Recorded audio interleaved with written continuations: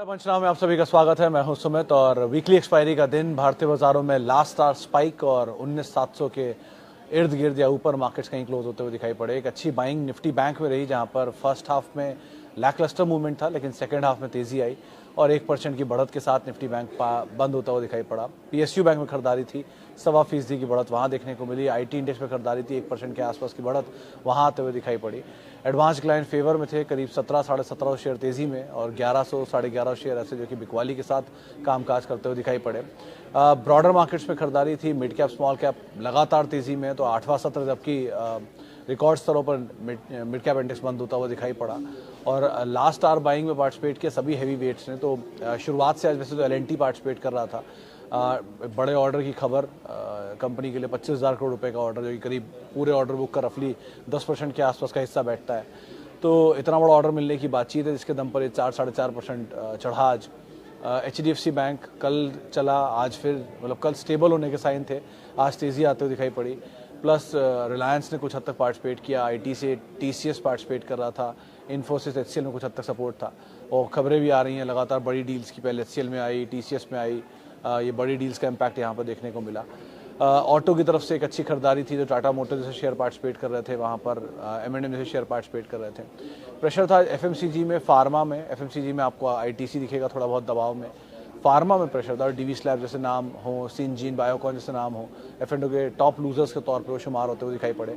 आज star performer था कोल India, F&O का टॉप गेनर था, 6% की तेजी थी, करीब 1,70,000 करोड़ रुपए के आसपास की मार्केट कैप हिट होते हुए दिखाई पड़ी कोल इंडिया की।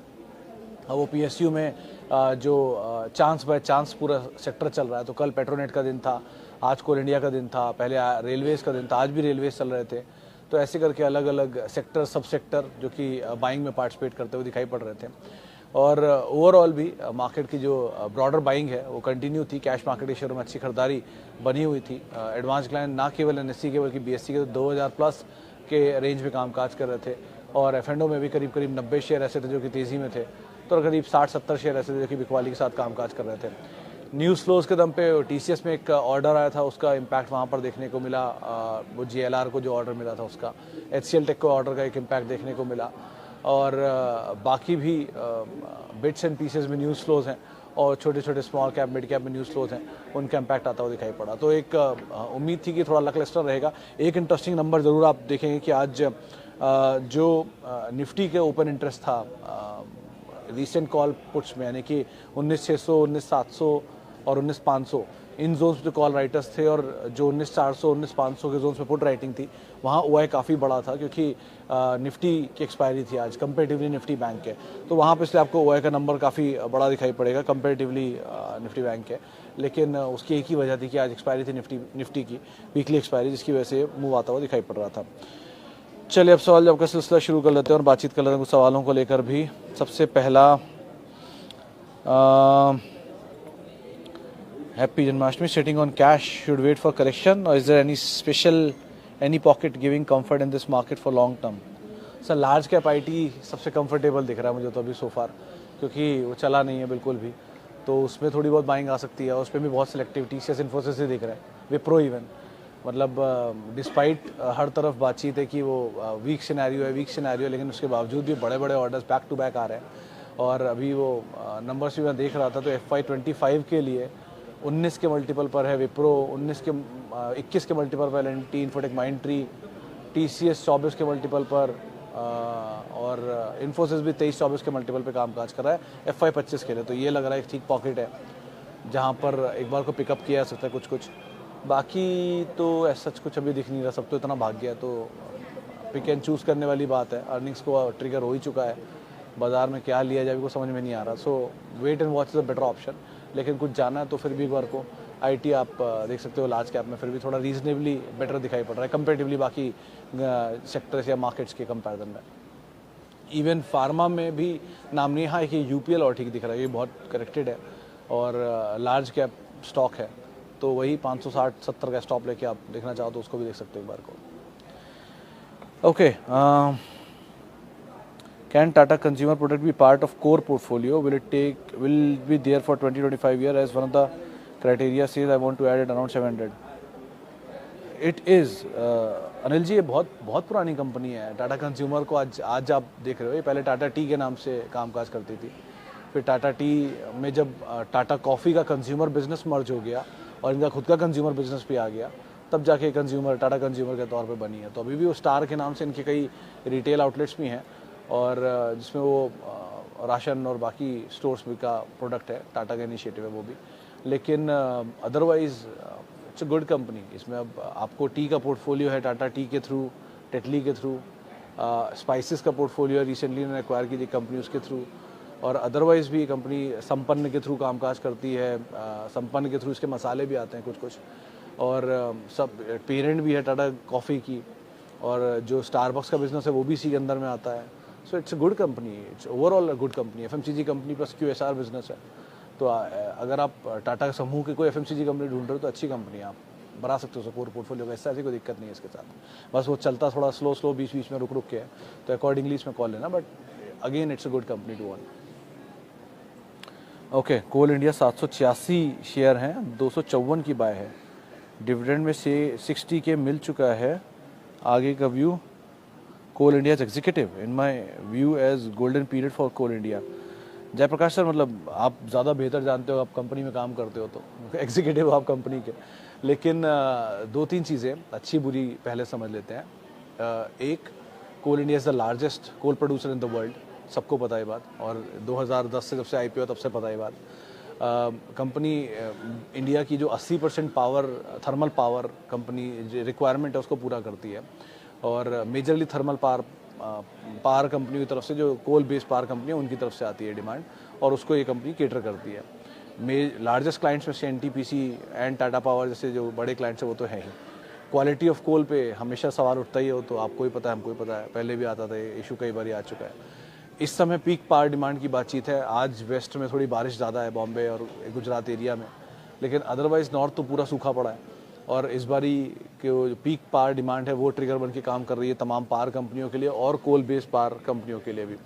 तो जो जनरेशन है स्ट्रॉन्ग है, डिस्ट्रीब्यूशन स्ट्रॉन्ग है तो जनरेशन स्ट्रॉन्ग है, जनरेशन स्ट्रॉन्ग है तो कोल बेस्ड जो डिमांड है वो भी स्ट्रॉन्ग है, जिसकी वजह से कोल की एक ट्रिगर पॉइंट मिल गया उनको, वो भी एक तेज़ी पकड़ रहे हैं। सो ये एक पार्ट अच्छा है, क्योंकि आपकी कॉस्ट में ऑलरेडी आप डिविडेंड निकाल चुके हो, और क्योंकि आपने बोला 786 शेयरों में करीब 60,000 डिविडेंड आप निकाल चुके हो, तो अच्छी क्वांटिटी में आप डिविडेंड ले चुके हो। 70-80 रुपये डिविडेंड पर शेयर आपको शायद मिल चुका है। तो मोटा मोटा back of the envelope calculation ये कहता है। तो अगर वो भी मैं जोड़ दूं तो आपकी कॉस्ट अपने आप ही घट के 160-170 रुपये आ जाती है। तो आप प्रॉफिट में तो वैसे ही हो, बढ़िया होल्ड करो, कोई ऐसी इशू नहीं है। ये चलेगा तो वैसे रिवॉर्ड देगा कैपिटल एप्रिसिएशन में, अगर नहीं चलेगा तो आपको डिविडेंड में रिवॉर्ड देता ही रहेगा। एक चीज़ है कि ये मतलब सन 2011 में लास्ट टाइम इसने हिट किया था, करीब 4 लाख करोड़ के आसपास की मार्केट कैप, 385 या 4,11,000 करोड़ मार्केट कैप थी उस टाइम पर, और तब ये लार्जेस्ट कंपनी बना था रिलायंस के ऊपर आने के बाद। आज भी इसकी इतनी तेज़ी के बाद भी जो मार्केट कैप है 170 के आसपास पहुंची है, तो अभी भी इसमें स्टोरी तो बहुत बाकी है जो पुराने दिन इसने देखे हैं वहाँ से। सो होल्ड करने में बुराई नहीं है, और बाकी सिचुएशन वाइज जैसे जैसे नंबर्स में रिफ्लेक्ट होगा वैसे वैसे आप बने रहो। दो कंपनी अच्छी है, पीएसयू बैक्ड है, बस अब स्टेक सेल ऊपर ना आए 1, ओएफएस ना आए 2, और 3 ये डिविडेंड पे ऑफ कंटिन्यू करे तो ठीक है ये स्टोरी तो। लेकिन अदरवाइज यही 3-4 रिस्क है इसमें, बाकी तो ऐसी कोई दिक्कत नहीं है। ओके, कमेंट्स पर क्या करें? कमेंट्स पर अगर आप हैं तो बने रहें। Amit ji, it's a quality MNC giant, engineering space में, ऑटो इंजीनियरिंग में मेजरली ये काम काज करते हैं, और अच्छी कंपनी है, मतलब बहुत बढ़िया क्लाइंट भी हैं इंजीनियरिंग में। ये पावर के लिए भी काम करते हैं, ऑटो के लिए भी काम करते हैं, और इंजीनियरिंग के हैवी प्रोजेक्ट्स के लिए भी काम करते हैं।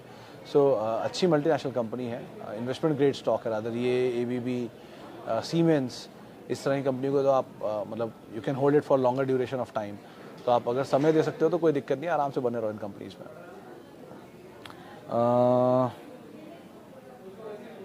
होल्डिंग एनबीसीसी 839 रुपये में, what should I do? I can hold for long term if I can get better return. देखिए सुनील जी, ये टूटा तो बहुत है। 120 रुपये का शेयर आपने जिस दाम पे खरीदा उसके आसपास तक आया था, मतलब पोस्ट स्प्लिट, प्री स्प्लिट ये 800 रुपये तक गया था, फिर वहाँ स्प्लिट और बोनस आया था सन 2016 में, शायद का स्प्लिट बोनस था लास्ट। तो उसके बाद से नीचे आया और नीचे आने के बाद अब आपने जहाँ पिक किया वहाँ से चला है। सो इस सिचुएशन में एक ही चीज़ कहूँगा कि 63-64 रुपये शायद लास्ट दाम देखा था मैंने, और आपके दाम से तो ऑलमोस्ट डबल पहुँच ही गया है। तो आप अगर मान लो 300 शेयर भी निकाल देते हो या 400 शेयर भी निकाल देते हो, तो बचे हुए 400 शेयर आपके फ्री के हैं। सो आप 300 शेयर निकाल के अपनी कैपिटल फ्री कर लो, 1, बचे हुए 500 शेयरों को आप होल्ड करो, फिर वो जहाँ तक जाए किस्मत। लेकिन अभी के लिए एटलीस्ट कैपिटल प्रोटेक्शन पहली प्रायोरिटी, और एक तरफा तेज़ी पीएसयू में आई है, be it railways, be it defence, be it PSUs, तो उस तेज़ी का फ़ायदा भी तो कहीं ना कहीं आपको होना चाहिए ना।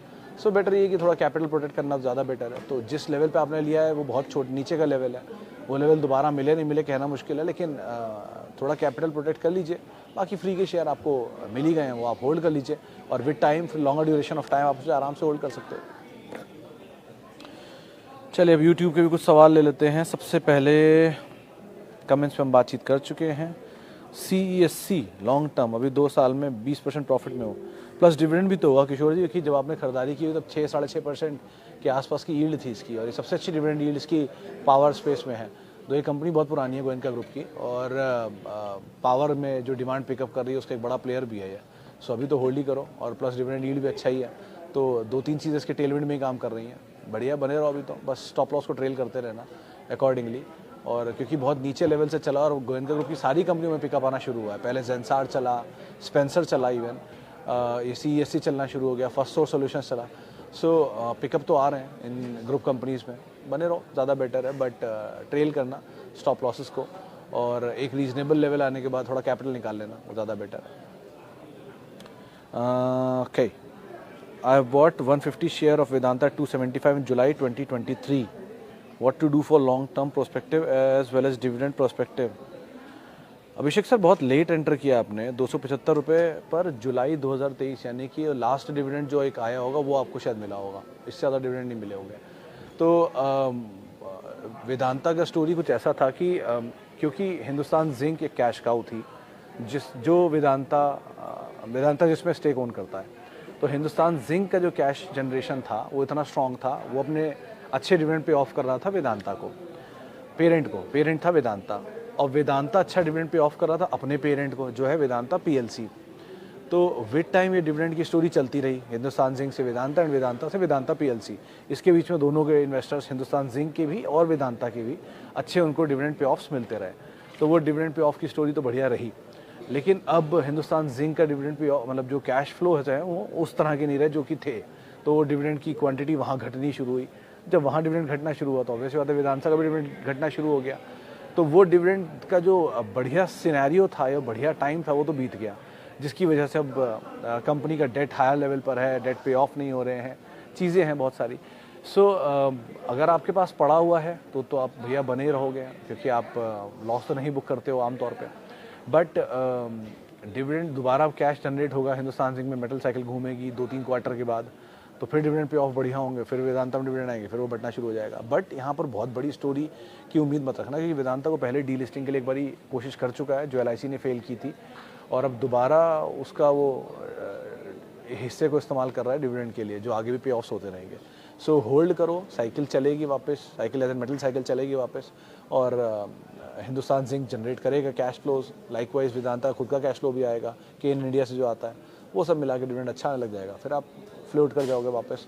लेकिन ये डिविडेंड स्टोरी है, और अगर आप सेक्युलर स्टोरी खेलना है मेटल में तो Hindalco Tata steel is a better bet comparatively. Okay, आगे चलते हैं, और RHI मैग्नेसीटा, जैन सा बढ़िया कंपनी है, यू कैन होल्ड इट। मतलब ये तो कंपनी भी अच्छी है, प्रोफाइलिंग भी अच्छी है, मैनेजमेंट भी अच्छी है, जो नई मैनेजमेंट आई है MNC मैनेजमेंट, बढ़िया मैनेजमेंट है, आप समय दो अच्छा पैसा बना के दे सकता है। लेकिन समय दो इसलिए बोल रहा हूँ कि बहुत चला हुआ शेयर है, बाजार भी बहुत चला और सारे ट्रिगर को इसके इनकैश करके बैठा है। सो बेटर ये कि थोड़ा समय दे दो, उसके बाद आप कॉल लेना। लेकिन it's a good quality company to own. Otherwise पहले ख़राब था वो, लेकिन मैनेजमेंट चेंज हो गया, मल्टीनेशनल आ गई, फिर तो बात ही अलग होती है, क्रेडिबल आ ही जाती है वैसे अपने आप। तो आप अपने आप अभी तो बने रहो, कोई दिक्कत नहीं इसमें। Jio finance for long term, sir give some positive and negative view on JFSL, M&M and Titan. कल भी शिवांग सर यही सवाल आपने पूछा था, ऑर्डर पूछा था उस समय आपने मुझसे। मैं अगेन वही बोलूँगा, Titan, M&M and Jio financial. खराबी जियो में नहीं है, बट टाइम थोड़ा लगेगा वहाँ पर। टाइटन इमीडिएट ट्रिगर है फेस्टिवल का और M&M दूसरा इमीडिएट ट्रिगर है फेस्टिवल का, तो ये दोनों कंपनियाँ बेटर साइड पर हैं फेस्टिवल ट्रिगर पे, लेकिन Jio would be the last one. अब रही बात जियो 5 साल के लिए, तो सर देखो मैं कोई भी कंपनी हो, beat Titan, beat TCS, beat Jio, beat Reliance, beat anyone, XYZ कोई भी वो मतलब कचरे से कचरी कंपनी भी हो सकती है और best of the best company भी हो सकती है। 5 साल हो, 15 साल हो, 20 साल हो, 50 साल हो, उनकी जो ड्यूरेशन ऑफ होल्डिंग है वो तभी तय हो सकती है जब उनके नंबर सपोर्टिव है। अगर HDFC बैंक ख़राब परफॉर्म करेगा तो वो सेल रेटिंग में जाएगा, वो आप उसके पोर्टफोलियो वैसा नहीं रहेगा। सर देखिए ये एक आपका पोर्टफोलियो जो होता है वो आप हमेशा कोशिश करते हो the best of the best चुनो, तो जो बेस्ट है वो पोर्टफोलियो में आता रहेगा, जो बेस्ट नहीं है वो पोर्टफोलियो जाता रहेगा, जो निफ्टी में होता है वही आप कोशिश करिए। अगर ये परफॉर्म नहीं करेगा तो परफॉर्म नहीं किया तो BHEL बाहर हुआ, परफॉर्म नहीं किया तो इवन वेदांता ही बाहर हुआ, परफॉर्म नहीं करेगा तो जो नहीं होगा वो बाहर हो जाएगा।